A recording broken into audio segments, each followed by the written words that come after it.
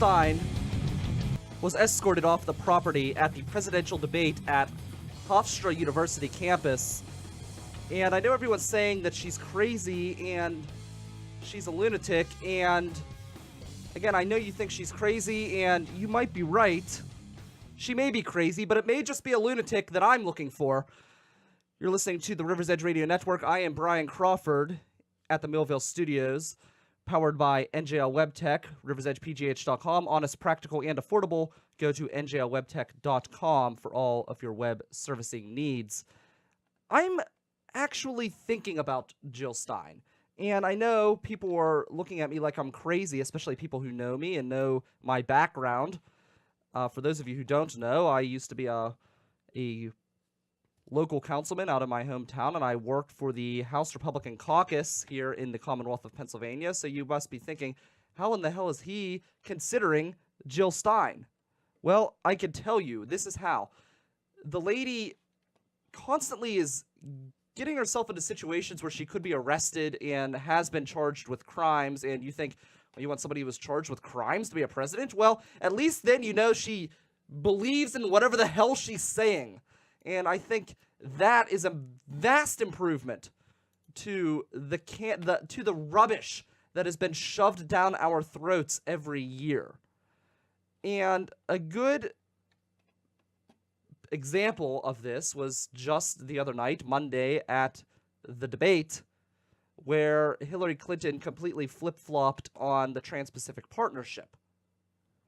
So, I don't know. Who won Monday night's debate? I don't know. I can tell you who lost. America lost. I really, really want to vote for Gary Johnson, and he, out of the 4 candidates, would be my number 1 choice. But going back to the Trans-Pacific Partnership, he needs to abandon the Trans-Pacific Partnership. And right now, Gary Johnson is a supporter of the Trans-Pacific Partnership. It is probably the worst trade deal the United States could hope to engage in. It's a disaster. It allows foreign, large business, big business, foreign industry to reign supreme over our own Constitution and our own rights. It's a disastrous trade agreement, and it needs to be shut down immediately. It needs to go away. Gone. And people talk about the Aleppo situation with Gary Johnson, and I don't know. To me, that's not as big of a deal as his support of the Trans-Pacific Partnership. Granted, it is embarrassing whenever someone from the media asks you a question about something, you don't know the answer, and the media guy's response is, really? Really? You don't know that? He needs to brush up on his foreign policy for sure, but it's one of those situations where you would be briefed going into office. And unfortunately, he stands no chance. Jill Stein stands no chance. These 2 candidates who, in my opinion, are vastly superior to the 2 mainstream candidates we have, but we have been convinced in this country to live within this bubble of one side or the other. Your vote is thrown away if you vote for the third-party candidate. Well, that's true only because everybody subscribes to the notion that you're throwing your vote away if you vote for a third-party candidate. If all of the people who said, oh, you know what, I really like Gary Johnson or I really like Jill Stein, but damn it, I'm not going to throw my vote away, I got to vote for Hillary or Trump. If half of those people voted for the third-party candidate, I still don't think they would win, but they would at least be relevant, and we would at least be moving towards a time when third parties could be relevant in this country. And don't forget, it wasn't always just this. You always had 2 major parties in this country, but there were relevant third-party candidates in our past. And I've always contested the fact that these people seriously want to win. Everyone believes that, Jill Stein's in it to win it and Gary Johnson is in it to win it. I don't think they really care about winning. I don't think the Libertarian Party is really a serious party. And, I've always said I would never vote for a third party because until they start becoming serious about winning elections, but how much more of this can you take? And what do I mean? You're asking yourself, what do you mean, Brian? They're not serious about winning elections. Of course they're serious about winning elections. Jill Stein was just escorted off the premises, and this is not the first time she's been escorted off the premises for trying to jump into the debate. Well, here's what I mean. When have you ever seen a libertarian running for city council in Pittsburgh? When have you ever seen a Green Party candidate running for prothonotary? You don't. You never see them running for anything but president. A true party who plans to win a national election, they start at the bottom. They start winning that council seat. They start running for local treasurer, magistrate. They start running for state representative. They build committees and they build a network. And through that network, they support one another and they build the party up. That is how you win a national election. How do you know this, Brian? You need big money to win. Well, that's true. You do need money to win. But you ask yourself, how do you know this, Brian? How do you know that this is the way a third party is to win an election? You don't know what you're talking about. Well, I do know what I'm talking about. But let history be your guide. The Republican Party, everyone likes to imagine that this was just some party that was invented and became some major party. The Republican Party was a small, minor third party. It was, in fact, a regional party. The Republican Party was not a nationwide party when it began to take prominence. And in fact, it did not become a nationwide party, a national party, until after the Civil War, when now African Americans, the slaves who were freed, joined the Republican Party because that was the party that was in power that freed the slaves in the South. So the Republican Party was a small minority party that networked, and they ran in races that were on the local level. They ran in races, on the U.S. level that were senatorial races and congressional races. And they built this network, they built this cachet that allowed them to propel themselves into the presidency. That is how you win a presidential election. I don't think the Libertarian Party is serious about winning. I do not think that the Green Party is serious about winning. Otherwise, they would be running in these local races, and you would see them much more often than you do now. Right now, they're basically non-existent. Once in every 5 years, you see a Libertarian candidate who runs for some position, and they're usually just a Republican who changed their name because they think that they live in Allegheny County and they cannot win as a Republican. So how did the debate go? Jill Stein was not, well, she was there, but she was escorted away. Gary Johnson did not show up. He was probably high. Trump had one opportunity to really knock Hillary Clinton out. He had one opportunity for a knockout death blow, and he didn't do terrible, but he didn't go in for the kill. I feel that whole debate, he was a little off. He was a little hesitant. And I don't know I don't know what the reason is. I credit it maybe for being a newcomer in politics, and this type of scenario is very different than a primary debate. But the debate went on, and they went into the whole DNC email scandal. They were talking about the hacking of different American entities, whether it be a private industry, an organization like the DNC, or our federal government. And Trump brought up the Debbie Wasserman Schultz situation. We talked about that on this show. The DNC email scandal, where it came out through an outside hacker, many believe to be Russia, that the Democratic Party, the super elites, the top people in the Democratic Party rigged the election in favor of Hillary Clinton. And Donald Trump could have won this debate with one phrase. He could have said that you wouldn't be on this stage today if you and your cronies in the Democratic National Committee did not rig this election. That's it. Game match. He could have won right there. Because he's right, Bernie Sanders very well could be the candidate that we see on the stage versus Trump Monday. I say yesterday. I watched the show yesterday.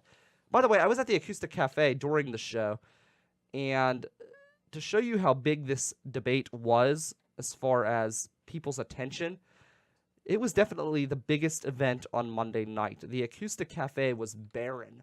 There were some very good musicians there, but my God, was it sparse compared to what it usually is. All of the musicians in Pittsburgh apparently were at home watching the debate. And it's important. The debate's important. But, I'm thinking to myself, do I want to go watch this debate? Do I want to watch two asshats talk over one another, which is what they did at this debate? Or do I want to go listen to great local Pittsburgh music? And you know where I was going. Why was Donald Trump distracted? Was it because he was a newcomer? Was it because Hillary got him off his game? Maybe he was just distracted from his cocaine withdrawal. And that's just a joke. Howard Dean tweeted on Twitter that he thinks that Donald Trump is a cocaine addict because he kept sniffing the entire debate. I don't know. I don't care. People were pissed about Donald talking over Hillary and the moderator, and Hillary did it a little bit, but not nearly as much as the Donald. I actually enjoyed that, to be quite honest. And you think, oh, Brian, how could you enjoy that? That's so unpresidential. Well, we've had these debates for years and years, and it's never really a true debate, ever. You've got a topic, the moderator comes up with a topic, and he says, this is, we're going to talk about this. And then candidate A, the Democrat, she responds to talking about this by saying her platitude, or his platitude, or their commentary. And it's literally just a grandstand. And then Republican candidate B goes up and he gives his point. And there's no actual debating. It's just 5 minutes of me feeding you my line of bullshit, and then 5 minutes of this person feeding you their line of bullshit. And that's how debates have been in my entire adult life. Just an exchanging of platitudes, no back and forth. So I would actually rather see a true debate where candidates are questioning one another and challenging one another on a topic. To me, you're going to learn so much more about a subject by allowing an actual debate to ensue. So I enjoyed that. What was the biggest issue of the debate? Was it the Clinton email scandal, or was it the Donald tax evasion claims? I want to hear your thoughts on that. 412-407-2PGH. You can hit me up on Twitter at RiverTalkPGH. Both of them are pretty awful, and both sides, both supporters, are trying to make excuses for why the other candidate is, why their scandal is acceptable. First off, if you're running for president and you don't even have the courtesy to pay your fair share as a billionaire, then I don't really see how you can claim to really have the people's best interests at heart. On the other side, Clinton with her email scandal. Her situation, in many ways, in my opinion, is almost worse, because you are showing a lack of competency in a job that is a subordinate position to the job that you're applying for as Secretary of State. If you're not competent enough to handle an email account, then maybe you're not competent enough to run a country. Again, both of these situations are awful. And both of these candidates are awful. I really would like another candidate. Why can't we have a third party that's relevant, a third party that is willing to do what it takes to build the network to run for the presidency? Those are my thoughts on this recent campaign presidential debate situation. Again, it was not the biggest of, it was the biggest event Monday night. It left events like the Acoustic Cafe with a much smaller audience than normal. And I thought about going out yesterday to another acoustic mic, but I'm just like, I thought I needed to talk about this today, even though I really wasn't that interested in this debate, because you don't find out anything new. And people always ask, who wins the debate? I don't think anyone really wins these debates. You have to really screw up, and the most that you could do is lose support. I don't think you're going to gain anybody. I don't think Trump has gained any support from the debate. Again, it was not the biggest event. The Acoustic Cafe, the other events, there was an event at Hard Rock. They all were side shows to the presidential debate. But hopefully we have something better this weekend, and we've got Amanda Narcisi of Bold Pittsburgh on the phone right now telling us what there is to do this weekend. Amanda, how are you? Good. How is everybody this morning? We're great. We're looking at what there is to do this weekend, such as Pod Crawl, the biggest event of this weekend, the biggest event in Pittsburgh right now, getting international attention from the international podcast community. It's huge, and I'm so happy to have you as part of our lineup. Yes, we're very excited to be at the Double L at 8:45 on Friday night. I can't wait. We haven't recorded live yet, so this is going to be a really fun, great experience for us. Yeah, it's going to be great, and I think both of you have great personalities. You play off each other well, and I think that will lend itself to reaching the audience. And I don't know if you know this, but it's just kind of a little funny thing to add to it, but you guys will be at the Double L, and they exclusively serve Narcisi wine.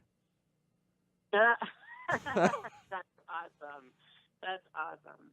That'll be great. Yeah, that's Friday night. That is the biggest event that I had listed to go and check out this weekend. But a few other ones that were fun was on the same night, a little earlier, is Costumes for a Cause. It's a fashion show of costumes that highlights it's a fundraiser for Go Red Women. Mm-hmm. So that's a really fun event that's been going on for the last few years.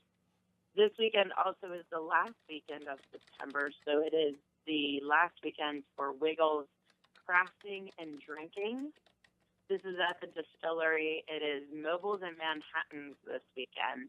It's Wiggle Whiskey, geared up with Handmade Arcade and Pittsburgh Creative Center for Reuse. And you get a free cocktail, and then you get to make art, crafts. Nice. So they're making mobiles this weekend. Also, is a really fun event. This is Doors Open Pittsburgh. Yes, I'm excited about that. Very excited about that. So I was just reading up on this. Heinz Hall is one of the most interesting ones, I think, that you can actually get on the stage at Heinz Hall and bring your own instrument and play. Oh, wow. So if you ever wanted to have your picture taken on the stage of Heinz Hall with like your guitar, or you wanted to sing in Heinz Hall, this is kind of your chance. It's all free. That's cool. Where else are they going to be taking you? It looks like in the picture that I saw, it looked like a vault of some kind. Yeah. I'm trying to see all the different places. Hold on. Yeah, it looks so cool. In Pittsburgh. Private nightclubs, theaters, reuse residential, heritage sites, government offices. So there's like a whole list. I'm clicking through to their site here. Let's see if they actually give like a list of sites. Doors Open Pittsburgh, the first through the second. 707 to 709 Gallery. Allegheny HYP Club, the Aerop Building, the Aquaponics Project, the August Wilson Center, the Benedum, BNY Mellon Executive Floors, which is kind of cool. Oh, that is cool. Unless you work for the executives, you don't get to go into that part of the building. Yeah. Benedum Trees, the Innovation Center for BNY Mellon, the Biome, City Council Chambers, which is cool. I've only been in those chambers once, so if you ever get a chance to be like have a day named after you or anything like that, those are pretty cool too. The City Council Chambers, the City Charter High School, City County Building, Convention Center, Embassy Suites, Dollar Bank, which that's where you saw the vault probably was Dollar Bank. Oh, no, that's the Engineers Society of Wentworth, Pennsylvania. Oh, okay.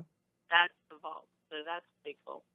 Encore on 7th, Fairmont, and it's Fairmont, Pittsburgh, Forest Lutheran Church, Frick Building, Presbyterian. This list is huge. The mayor's office. Wow, that's so cool. I'm so excited about this event. Like the Pennsylvanian, the Trinity, Wood Street Galleries. There's a gigantic list on their website of everything that you have free access to. That's pretty cool. So if you ever wanted to have, like I said, your selfie taken on the Benham stage, you have a chance now.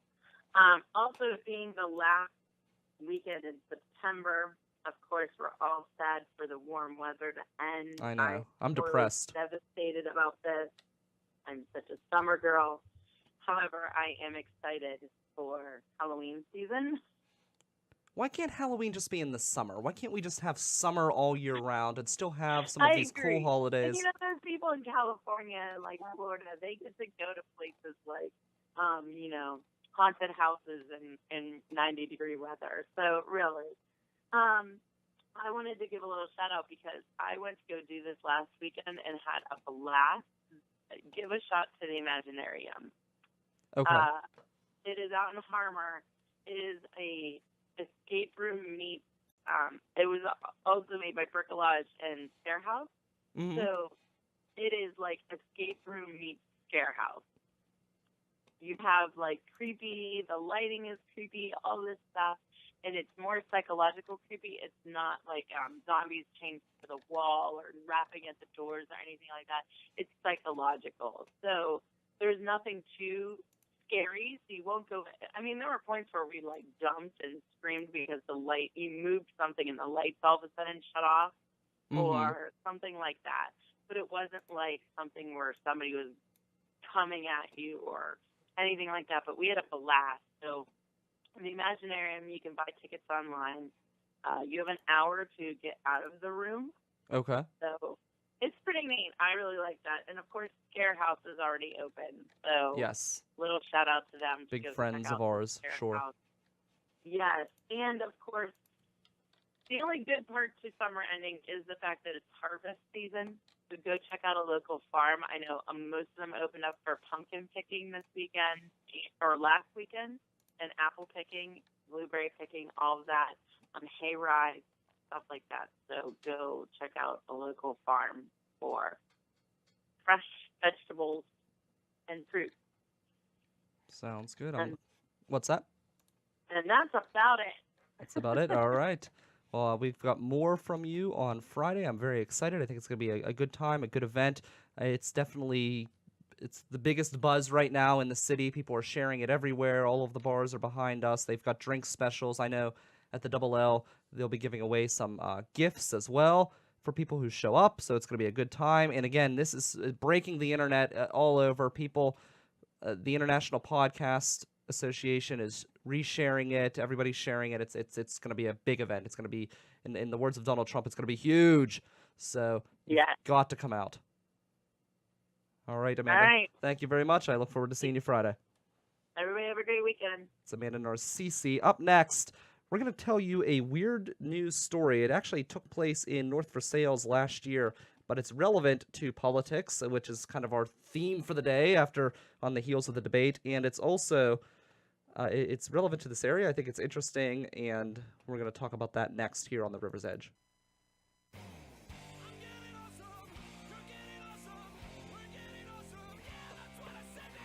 Hi, I'm Mike Storr, host of the Awesome Cast, which you can hear right here on River's Edge Radio. We're talking tech, getting geeky every week with people from Pittsburgh in the industry. Go check us out, awesomecast.net, or listen to us right here on River's Edge Radio, Thursday mornings, 8 a.m. after Funny Money.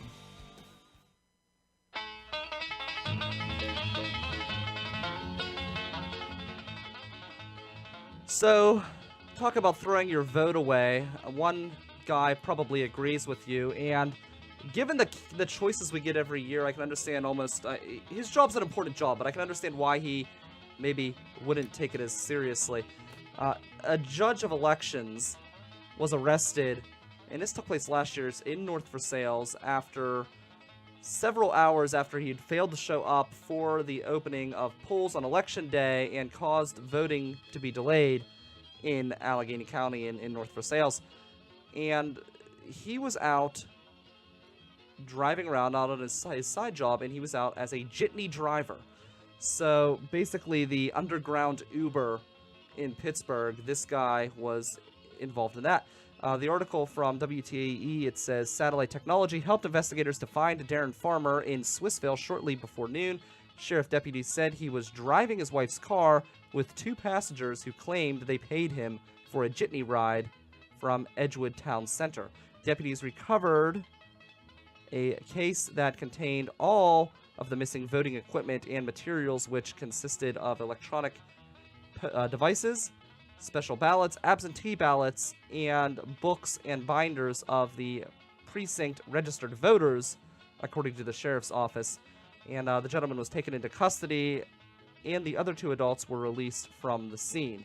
So this guy basically decided that the election wasn't that important, and he was going to go do his jitney service instead.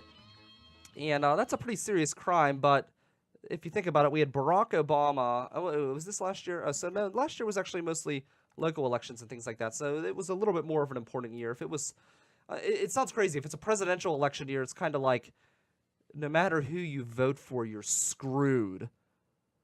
But because they're all losers. But on the local level, you have actual or real impact on what is going on in your society. So it is a big, big deal. How about that Open Doors Pittsburgh situation?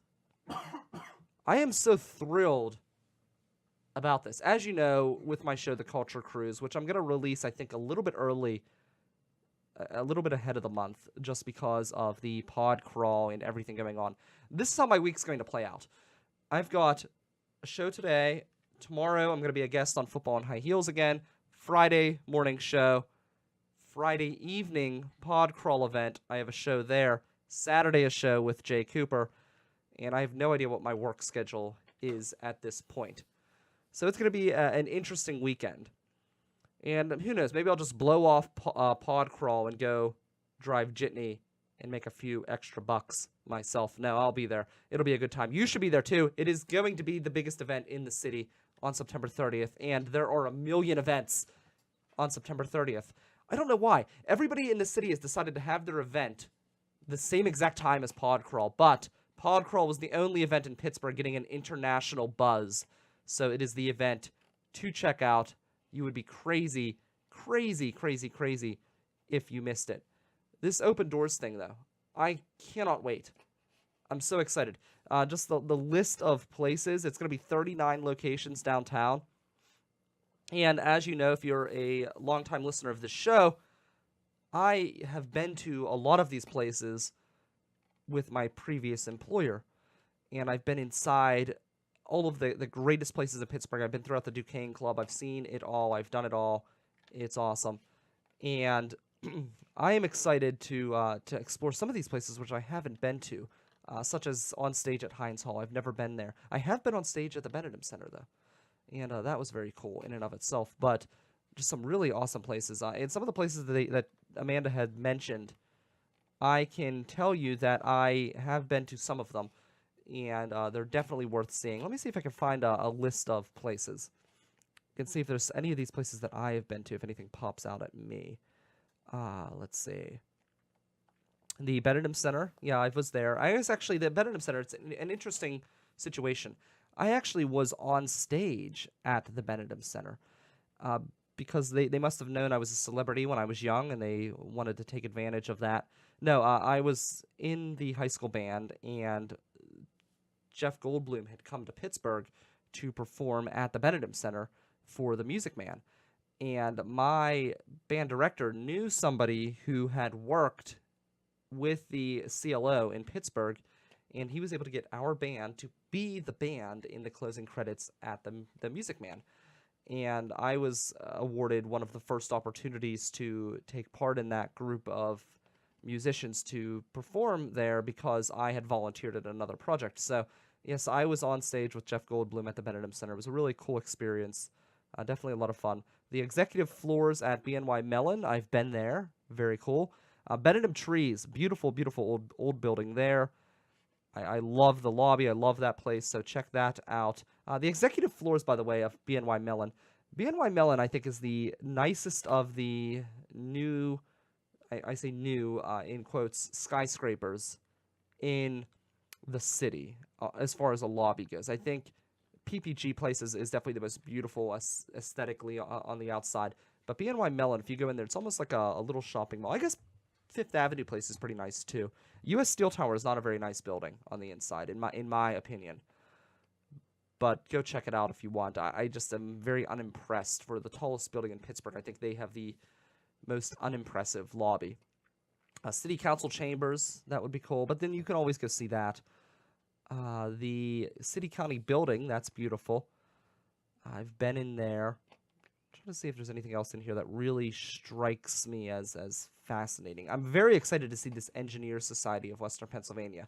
That would be cool. Some of these places I really don't think are anything special. The Fairmont's okay. Nothing special there. The Frick building is definitely worth seeing. Heinz Hall, definitely. Grant Building, First Presbyterian Church, First Lutheran Church. There's so many of these iconic buildings. The Renaissance Hotel. Oh, I want to see this. The Smithfield United Church of Christ. I tried to go into that building. One of these days I'm going to be arrested and hauled out like Jill Stein because I just walk into buildings to see what's going on. I walk into churches especially. That's like a big thing. Like I don't even belong to this church. I just walk in to see the architecture because I love the beauty of these buildings. So, I don't know. I would go to this event. You have to check it out. But we're going to take a quick break, and then we're going to come back with Matt Verlinich, and he has a very cool invention he's going to share with us that he is working to put out there. I had a chance to look at it. It looks pretty interesting, and I'm interested to see what he has to say, where he's going with this project, and we're going to talk to him next here on The River's Edge. Come on, go! It's green! Come on! Go!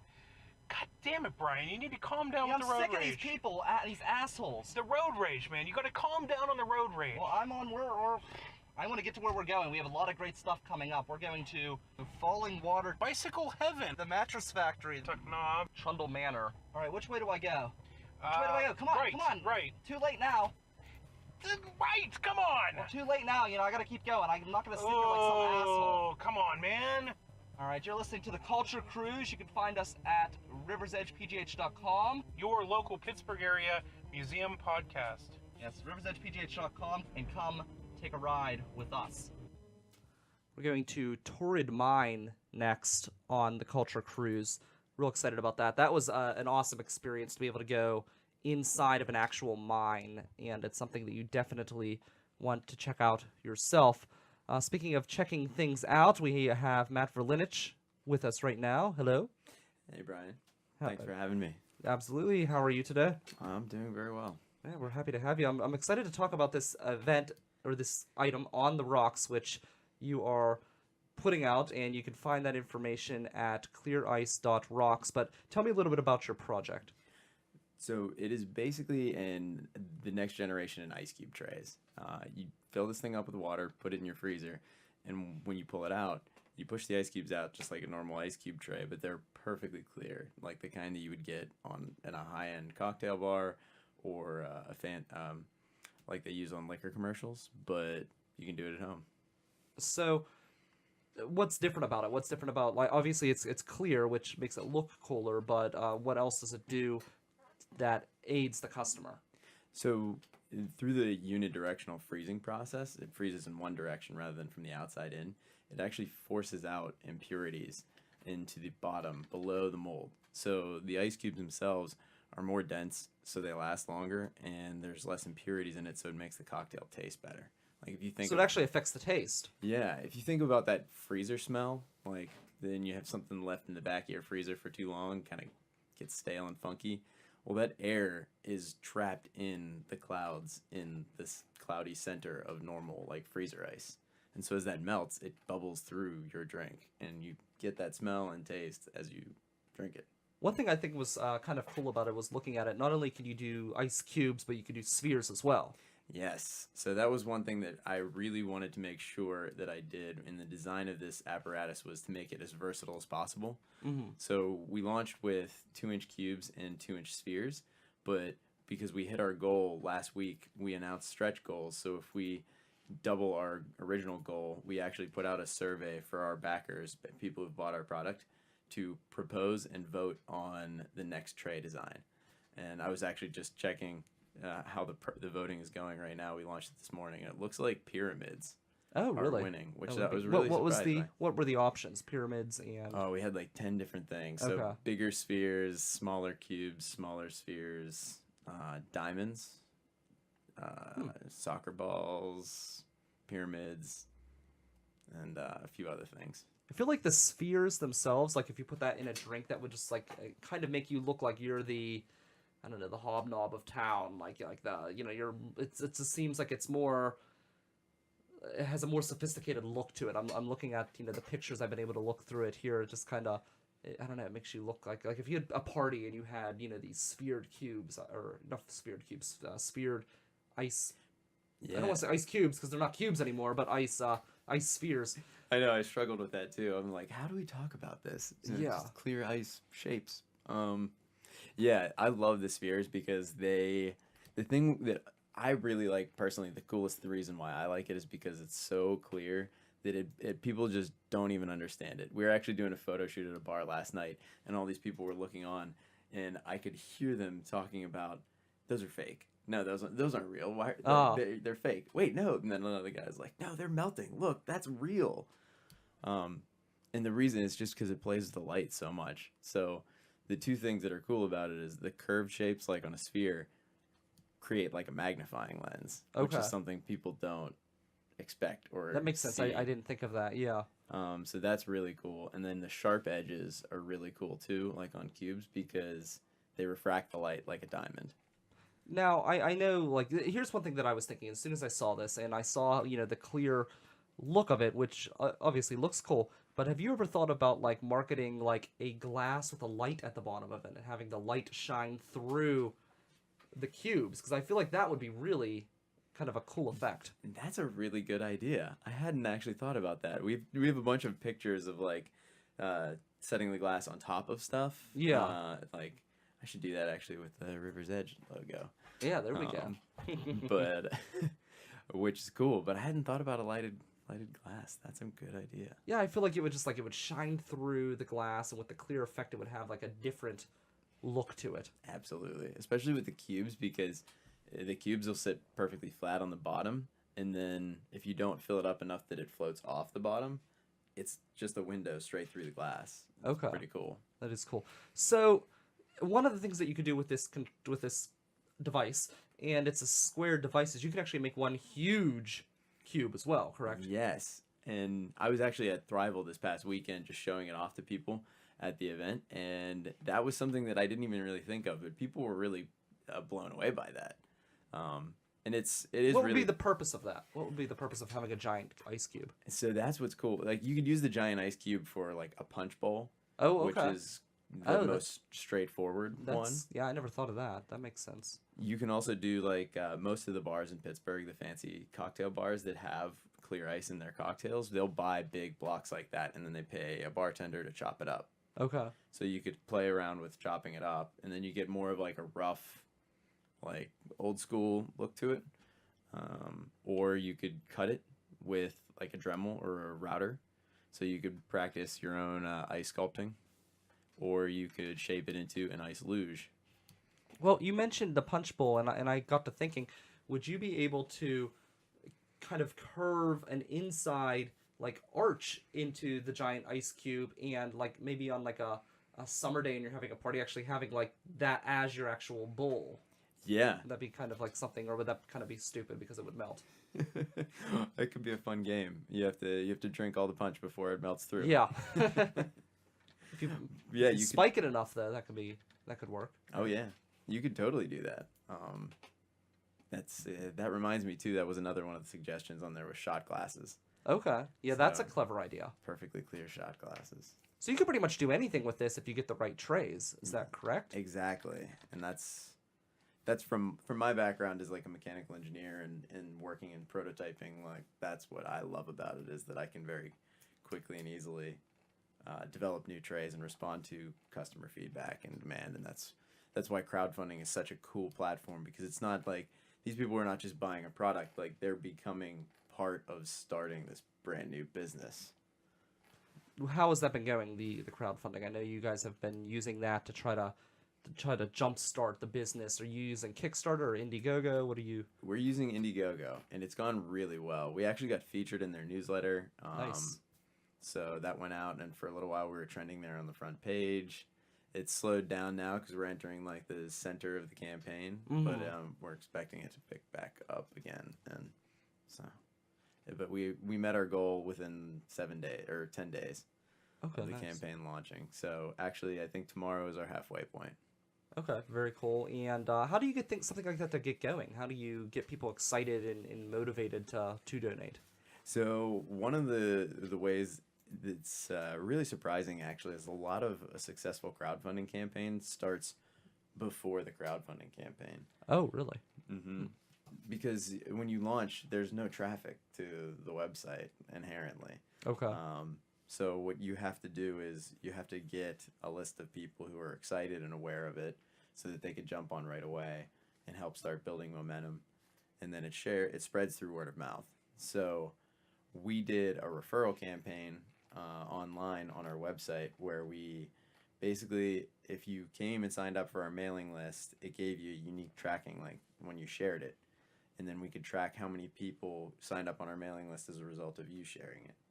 And so that helped build an email list of over 500 people for when we launched that were aware of it and excited about it, and they got rewarded with different swag. So actually one of them was a custom laser etched rocks glass with the logo on the bottom. So when you put a clear ice cube in it, you could see the logo through your drink. That is awesome. Yeah, so that's very cool. That was one of the things that was helpful in getting off to a really strong start. And then from there, Indiegogo and like the crowdfunding platform itself starts to take notice, and it starts to perpetuate through that network. Now, you had said that bars already are using clear ice. Mm-hmm. So you must have competition out there.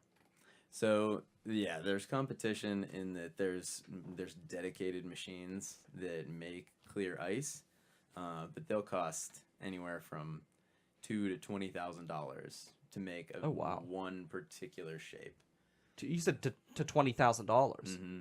And that's a machine. Now, I'm assuming then the bar can't own that machine. It must be somewhere else that they outsource, and then they bring the ice in. Is that correct? Because I can't imagine the local bar spending, even if it's a high-end bar, having $20,000 or even $2,000 to just throw around. Exactly. And so that's, whenever they go for a machine like that, that's more of what's called a Kleinbell. And it's nearly 100-year-old machine that they've been using to make blocks for ice sculptures. Okay. So that is from more of like an industrial ice house perspective. They'll have a couple of those machines. They make huge blocks, and then they either cut it up there and deliver cubes to bars, or the bars will buy the block and pay a bartender to cut it up. And so a lot of the places you'll notice that have those clear ice programs, as they call it, like Tender or Bar Marco and Industry and stuff like that, they'll end up running out of ice frequently. Okay. Because they get a finite supply. And so what do they do then? They go back to the freezer and crack the old rubbery ice things? Is that pretty much how it works? Yeah, pretty much. Okay, so your machine is something that someone's going to be able to have in the bar? Is that? Well, theoretically, bars could use it, and I would love it if they did that. But a lot of bars don't have actual freezers. Okay. They'll have like a dedicated ice maker, and they just let it go at that. So the On the Rocks product is really designed for home users to recreate that type of like high-end experience at home and for their guests. So there is also a couple retail products out there that are competitors, but they'll sell for $40, $80, $120, and they all make like one or two clear spheres or cubes, one or the other, and only a couple for, $40, $80. So mine is $50, and you can make 6 cubes. And then it's also interchangeable. So we're shooting to add a tray for $15, so you can basically over time try out all kinds of different ones, or right off the get-go you could get a bunch of them.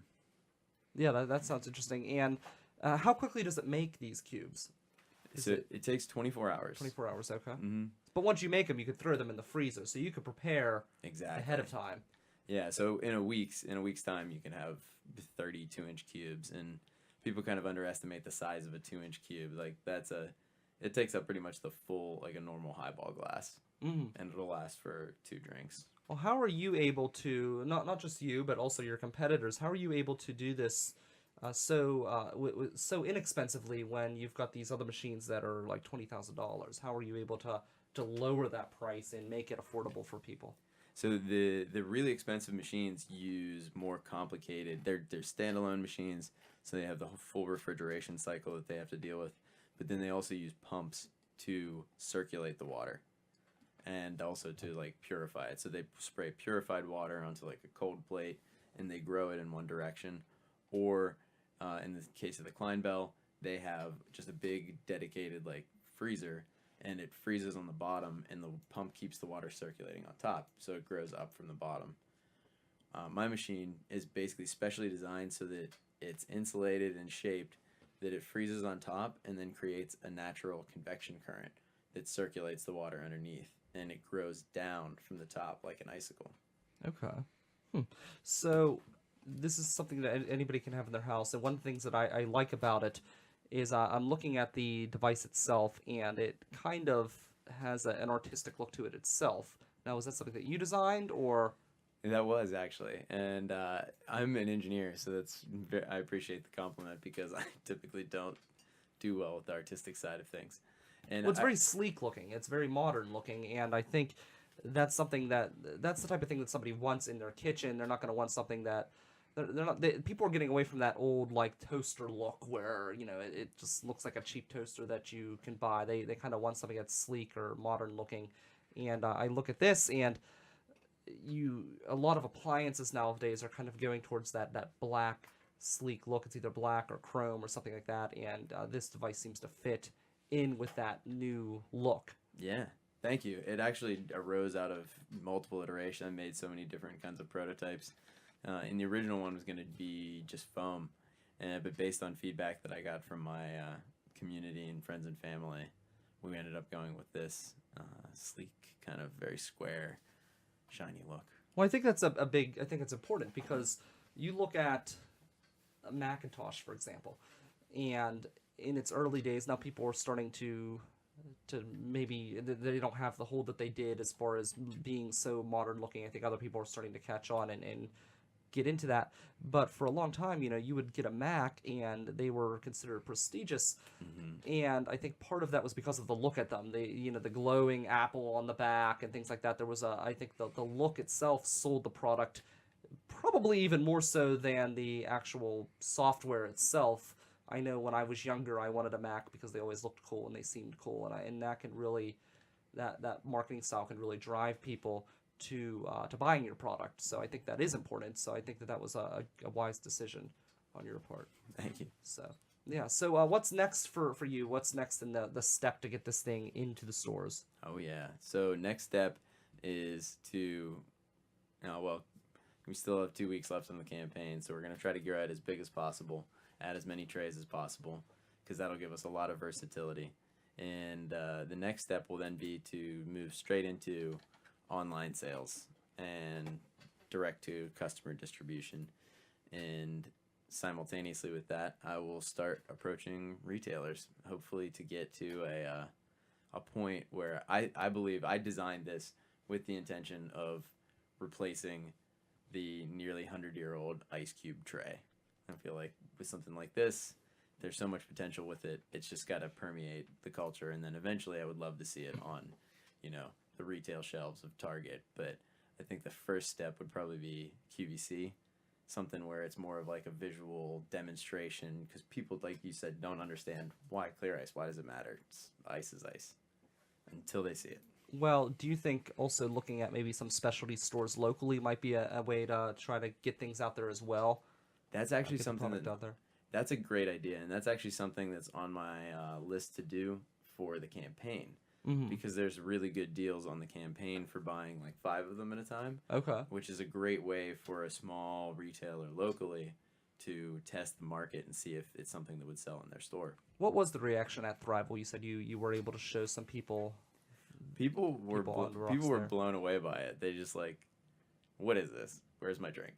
I'm like, but when they see it, they're like, wait a second, that is so cool. Especially since we also have an ice press there. Have you ever seen an ice press? I don't think so. It's basically two big pieces of aluminum with a very precise shape, CNC machined out of it. And so it naturally compresses down onto a block of ice, a bigger piece of ice, and it leaves behind like the perfectly machined surface on the ice. So in this case, the press that I made was makes a 2-inch sphere. And when it comes out of that, you throw this like frosty chunk of irregular ice on there, you let it come down slowly, and then when you lift up this piece of aluminum, it leaves behind this perfectly sparkling sphere that it rolls like a marble, it looks like a marble, it reflects light like a marble or a magnifying glass, and people were just utterly blown away by that. Very cool. Well, I look forward to hearing about your progress and seeing where everything goes. So I think it's kind of a cool idea, and I like the fact that you can do that in your home, because I know one of my goals eventually is to be able to have my own like little bar at home. Yeah. And I know, like, I was out in Penn Township, which if you ever get invited to a party in Penn Township, take advantage. I'm serious. Like, these people, they know how to party. I was there one time and somebody was twirling sticks of fire beside a pool. Another guy had like a fully furnished bar counter with like blenders and everything else right out on his porch. Not even in his house, like out on his deck. And it wasn't like one of those mobile cart things. This was like something that was stationary. It was a pretty good build as well. Sounds like they know how to party. Yeah, they know how to party, and definitely if anyone ever invites me to a party out in Penn Township, that's where I'm going. But anyways, I think someone like my friend Mike, who had these parties, he's one of the ones, he could really benefit from something like this, because I know that that's something he has all these people over, and it's free drinks, and it's like you drink from like 11 a.m. till like the middle of the night. And I think something like this would do well on his bar counter. So awesome. Yeah, let me know when they're having their next party. I'll be there. If I hear about it, I will let you know. Let's wrap up with the holiday of the day. Actually, I have two holidays for you. Let's get the music going. Maybe. There we go. All right. So today, the holiday of the day. Today's actually National Voter Registration Day. So even though we've got two asshat of candidates, there are lots of other people that you need to vote for as well. So well, I had this discussion the other day, and maybe I'll save this. I'll save this for next week, but here we go. A teaser for Friday. I don't know if I'm going to talk about it in the morning show or if I'm going to talk about it during the pod crawl, but should we be pushing people to vote? That's a topic. That's what we like to call a tease here in the business. Today is also World Tourism Day, so there's another reason why you should go check out the Doors Open Pittsburgh event. I cannot wait for that. That's going to be so awesome. I think that's going to be just such a cool event. So check that out. That's going to be Doors Open Pittsburgh. It's going to be all throughout Pittsburgh. It's going to be badass. Check that out. Pod Crawl Friday. Woo! It's going to be awesome. It's going to be the biggest event in the city.